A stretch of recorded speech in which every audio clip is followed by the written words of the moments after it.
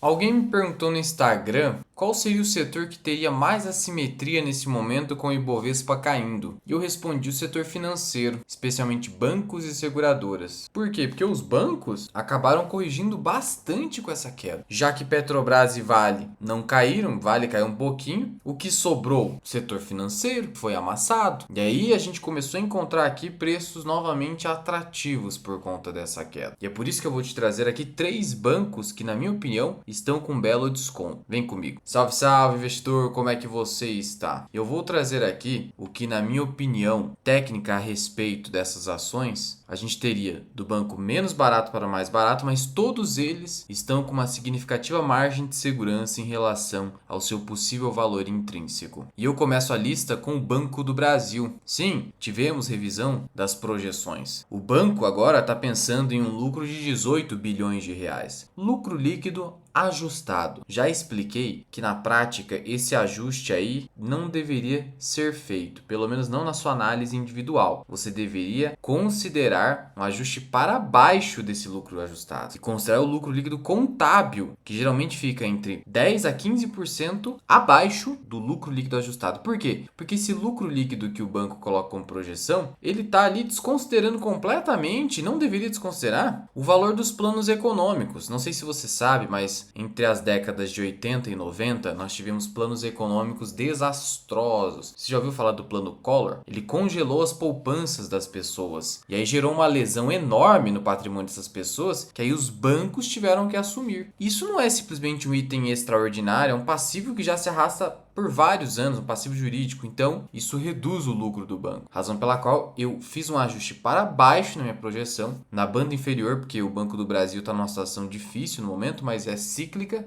Lembrando que é cíclica. Ainda assim difícil. Talvez uma das piores crises do agronegócio está afetando o balanço do banco. De todo modo, a gente poderia esperar um lucro líquido de 16 bilhões de reais. Poderia ser ainda pior. O banco poderia ter um lucro que remonta a 2020. Quer ver qual foi o lucro de 2020? 13,4, 13,3 bilhões. Como que você sabe que poderia chegar aí, Luan? Ora, qual foi o lucro do primeiro tri? Tá aqui, ó. Lucro, ó, o ajustado foi 3,4. O contábil foi 3,1. Simples, né? Se eu pegar 3,4 vezes 4, eu tô falando de 13 bi. Então o lucro poderia cair para 13 bi. Mas a princípio, agora sim eu acho difícil isso acontecer, que aí o pessimismo está muito alto, porque eu já mostrei aqui que o índice de inadimplência, ó, acima de 90 dias, começou a desacelerar. Teve uma leve queda, o que é positivo. Tudo bem que no agro ainda não teve queda, mas já teve uma desaceleração, como eu já mostrei em outro vídeo. Em virtude disso, parece, e aí eu já falei, isso precisa ser confirmado no próximo balanço trimestral, mas parece que o pior já foi. Parece, mas a confirmação precisa do próximo trimestre. Por isso que o próximo trimestre, na minha opinião, será importantíssimo para avaliar se o Banco do Brasil finalmente chegou no fundo do poço desse ciclo negativo. Vai ser crucial. E eu escrevo relatórios disso na comunidade Formação Mira Investing, onde eu te convido a participar. Pelo menos conheça. Tem link na descrição para você testar por 7 dias e lá ainda você conta com o meu curso Formação Mira Investing. Agora, se precisar apenas de vídeos exclusivos e planilha de preço teto, basta se tornar membro do canal, aqui cancelando a qualquer momento quando não fizer mais sentido. Mas note, se eu tenho uma desaceleração, pelo menos no crescimento da inadimplência, e essa desaceleração for confirmada no próximo TRI, a gente chegou num momento interessante em Banco do Brasil, que já está barato hoje. E aí o que acontece? Ele está custando ali seus 20, 21 reais. Eu preciso de uma significativa margem de segurança para aportar numa ação que está com muita incerteza hoje. E hoje, o meu preço justo em Banco do Brasil está em 25,42. Mas eu estou sendo bem conservador aqui. Porque eu estou dizendo que no quinto ano, o banco não vai chegar nem a 22 bi. Ou seja, chegaria a 2030 sem voltar para 22 bi. O que é um certo pessimismo. Eu estou sendo bem conservador. Então a verdade é que eu gostaria de ter uma margem de segurança de pelo menos 25%, mas hoje já está barato porque eu já coloquei ali uma estimativa muito conservadora. E o lucro retornar para 25 até 30 30 bilhões daqui 3, 4 anos, não seria uma loucura. Daí a ação estaria de graça hoje. Então, para médio prazo, a assimetria em Banco do Brasil hoje é bem interessante. Sendo que esse yield hoje de 4% é um yield de 4, 3, 4% com payout de apenas 30%. Imagina o payout voltando para 45% e o lucro subindo forte. Então, você teria um potencial de dividend yield interessante, além do potencial de valorização bom nessa ação. Mas é preciso paciência. Não é aquela ação que você vai encher a mão, porque senão você vai ter que esperar muito tempo, e tempo é dinheiro. Tempo é incerteza. Você precisa valorizar o seu tempo. Então,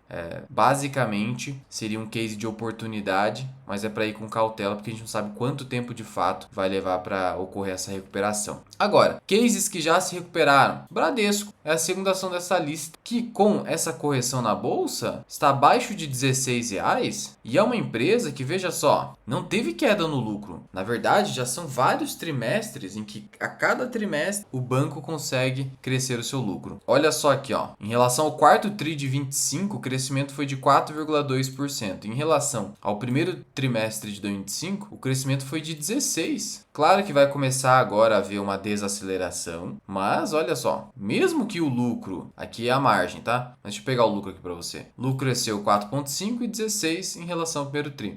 Mas mesmo que o lucro não cresça mais, fique estagnado, vamos lá. 6.800 vezes 4 seria 27 bilhões de lucro. Quanto que vale a empresa hoje? A empresa está valendo 175 bilhões de reais. Então, 175 dividido por 27, 6,5. Tá bem descontado.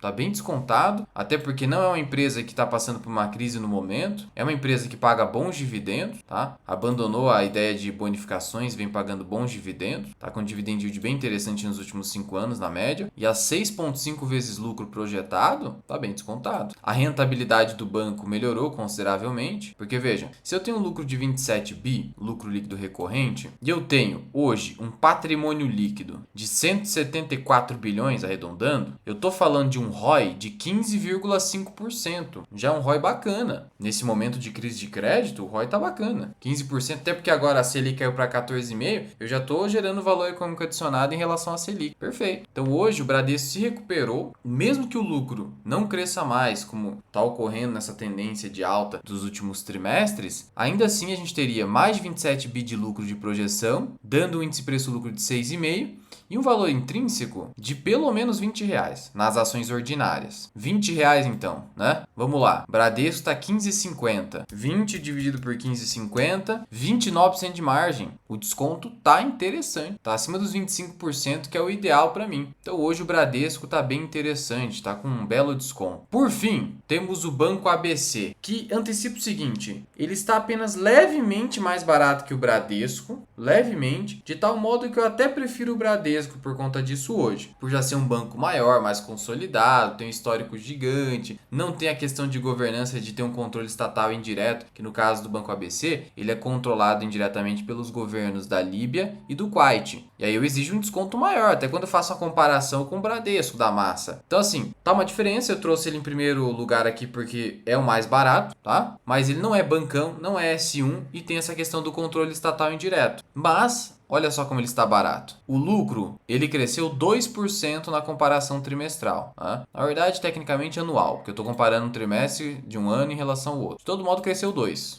Na prática, eu estou falando de um lucro de 230 milhões por trimestre, se ficar estagnado. Se eu multiplicar isso aqui por 4, eu estou falando de 920 milhões. Mas acontece que a tendência é você ter um lucro maior mais para o fim do ano, como aconteceu aqui no quarto tri de 25. De tal modo que, se o lucro do banco simplesmente crescesse 2% na comparação anual, a gente teria um lucro, em comparação com 2025, de 1 bilhão e 20 milhões. Supondo que sequer cresça, vamos considerar esse cenário de estagnação total. E aí o lucro acabe fechando 2026 a 1 bilhão. 1 bilhão. Vamos trabalhar com esse cenário de 1 bilhão. A 1 bilhão, sabe quanto o banco vale na Bolsa de Valores? 6,27 bilhões. Então, 6,27 dividido por 1. Negocia 6,27, 6,3 vezes lucro. Um múltiplo levemente inferior ao do Bradesco. Preço justo seria de 31,13 a 1 bilhão. Pode trabalhar então com R$31 de valor intrínseco. Está custando 24.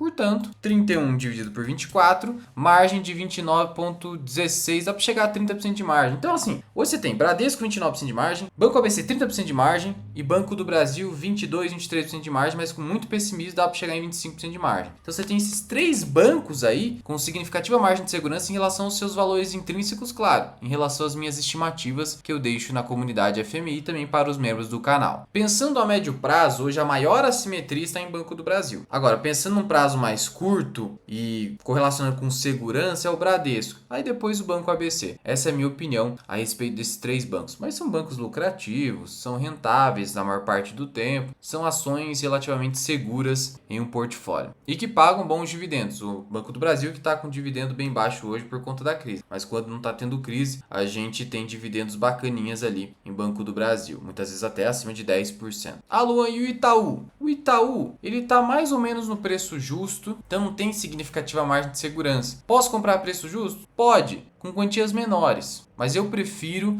seguir o método, a fim de ser rigoroso com isso. Porque a margem de segurança é a única coisa que você pode controlar. O resto vai depender exclusivamente do desempenho da empresa. Mas basicamente é isso. São esses 3 bancos. Diz aqui sua opinião a respeito deles e eu te vejo no próximo vídeo. Fui!